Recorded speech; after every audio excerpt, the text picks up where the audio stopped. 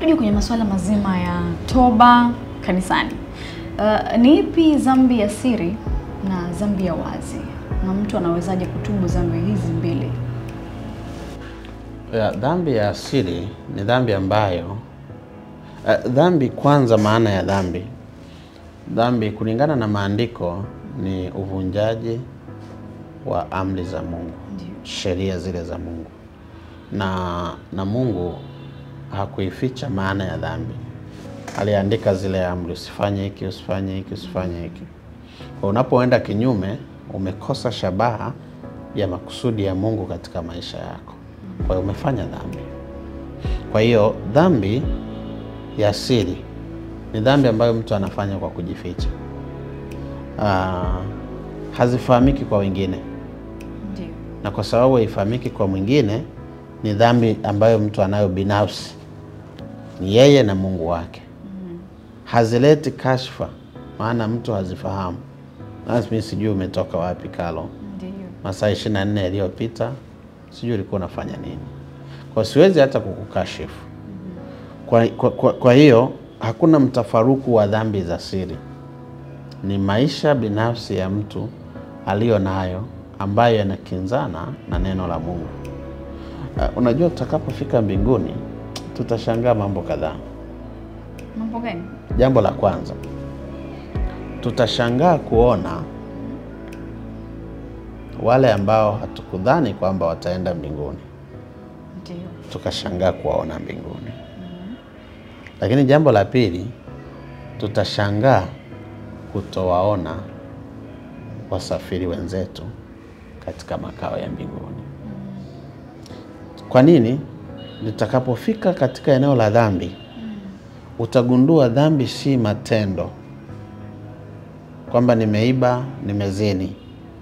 Hiyo haisemi kwamba haya ni mazuri, lakini haya ni matendo.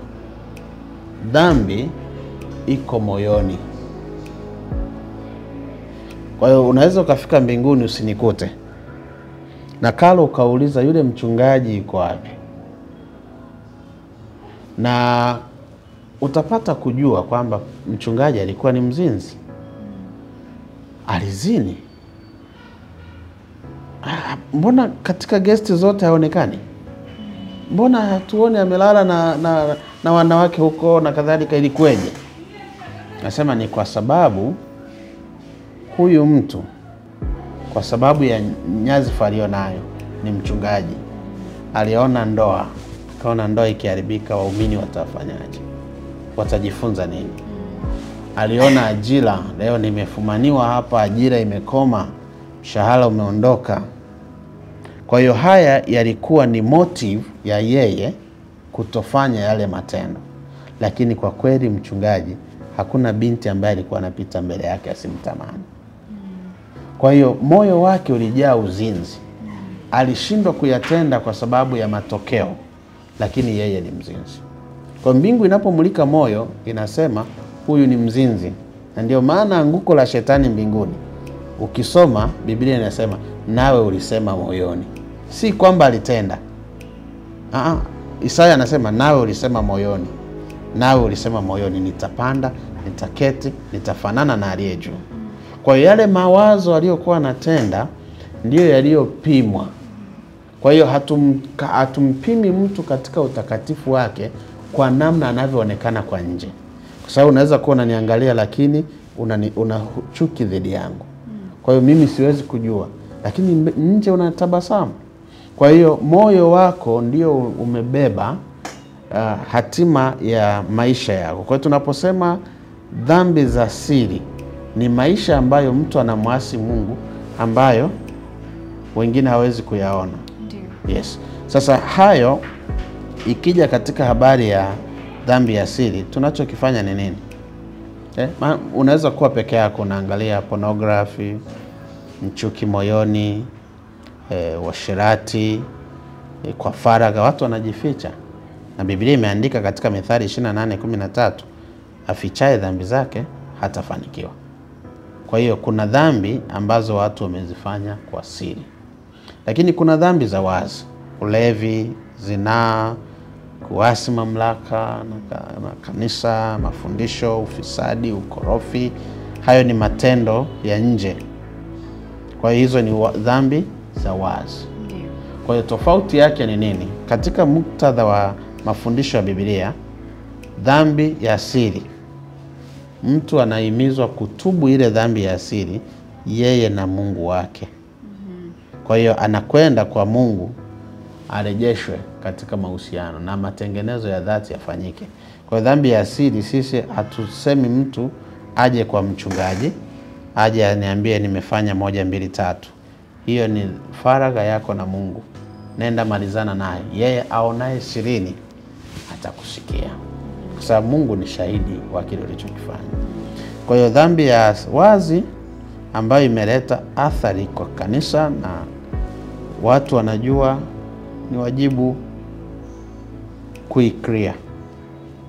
Kwa hiyo maelekezo yako hivi: dhambi ya siri, mioyo isiyojitoa kabisa kwa Mungu imejaa dhambi ya siri. Kwa hiyo ni swala la moyoni, lakini Mungu anaona yote. Dhambi ya siri ni hatari kwa sababu huua dhamiri polepole. Mtu anapofanya dhambi ya siri ni mbaya sana kwa sababu hamna anayekuona. Kwa hiyo inaendelea kuwa hali yako ya kiroho kuliko ile ya wazi. Inapotokea watu wanasema amefanya hiki, amefanya hiki, unaumia, nimeleta aibu kwa jamii. Unakimbia kwa ajili ya kufanya usafi wa maisha yako. Kwa hiyo dhambi ya wazi itatubiwa hadharani na dhambi ya siri itatubiwa sirini. Ikiwa leo mshirika wa kanisa la Waadventista Sabato, mathalan binti amepata ujauzito wakati hajaolewa, huyu anapaswa kuja kutubu mbele ya kanisa ama kwenda kwa mchungaji na kumwambia nimefanya 1 2 3 niombe rehema? Kanisa lina taratibu yake ya kuwarudi. Si nidhamu, ni marudi. Ndio. Biblia inasema wale ni wapendao ninawakemea na kuwarudi. Kwa hiyo kurudi ni motive yake ni upendo.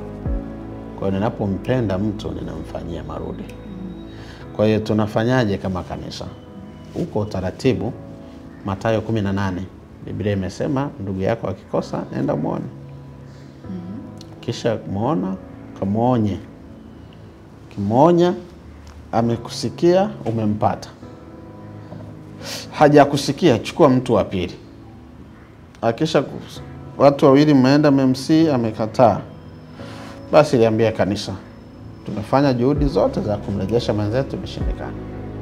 Kanisa litamsaidia. Asiposikia, Biblia inasema na awe kwenu kama mtu wa mataifa. Kwa hiyo amezini, amepata ujauzito, tunafanyaje? Ndio. Anapokuja kwa mchungaji, kimsingi haji kuungama. Ni dhambi anayopaswa kuongea na Mungu wake. Sisi tumeona mimba tukajua alizini, maana hamna muujiza wa kupata mimba zaidi ya kuzini. Kwa hiyo ina maana alifanya sirini. Kwa hiyo aungame na Mungu wake sirini, wamemalizana. Lakini nje sasa imeleta athari kwa kanisa, kwa sababu kanisa lisipochukua hatua ina maana limeungana naye. Kwa hiyo linabidi limsaidie. Na linamsaidiaje? Sasa kwa sababu umezini, na hii ni moja ya mambo yanayo disqualify ushirika wako, basi kanisa kwa huzuni, baada ya maombi mengi, litapiga kura ya kumuondoa kwenye ushirika wa kanisa na kumtaka arudi sasa kwa njia ya ubatizo. Kwa hiyo atabatizwa tena ikiwa atakuwa amejifunza na kuelewa tena juu ya safari ya maisha ya Ukristo. Na maandiko yanasema yule aliyeondolewa kwenye kitabu cha ushirika, kanisa lionyeshe upendo sana ili afanye matengenezo. Kwa hiyo kumfuta ushirika sio kumfukuza kanisani. Hapana. Kumfuta ushirika ni kumwambia tumekupenda sana, tulikuwa tunakupoteza katika njia ulionayo, lakini kwa sababu ya upendo tunaomba ufanye tena matengenezo na Mungu wako ili tuendelee salama. Kwa nini? Mungu huliwajibisha kanisa kwa dhambi ambazo hazikufanyiwa kazi. Yaani tukianza kunong'ona hapa, Karo amezini, Karo amepata mimba, Karo amefanya hivi, bila kuchukua hatua, dhambi ile inakuwa dhambi ya mkutano. Na ndio maana kuitakasa taifa la Israeli, hakuna dhambi iliyoachwa. Aliiba Akan, lakini walikufa watu wengi, jeshi lilienda likapoteza vita. Kwa hiyo dhambi haipaswi, kanisa sio mahali pa kuonesha dhambi inaweza kufanyika. Kanisa ni mahali pa kuonesha ubaya wa dhambi. Yes. Huenda ulikuwa na wewe hauelewi na ukawa umezoea kuona kwamba watu wengi wakitenda dhambi makanisani huwekwa siti za nyuma na kutengwa baada ya miezi 3, 4, 5 kwa mujibu wa taratibu za kanisa, basi anarejea tena kuwa mshirika. Lakini kwa kanisa la Waadventista Sabato hiyo ni utofauti. Maana yake lazima utaonywa ili urudi kundini, basi ubatizwe kwa mara ya pili kama ulishawahi kubatizwa. ST Bongo, nyumbani kwanza.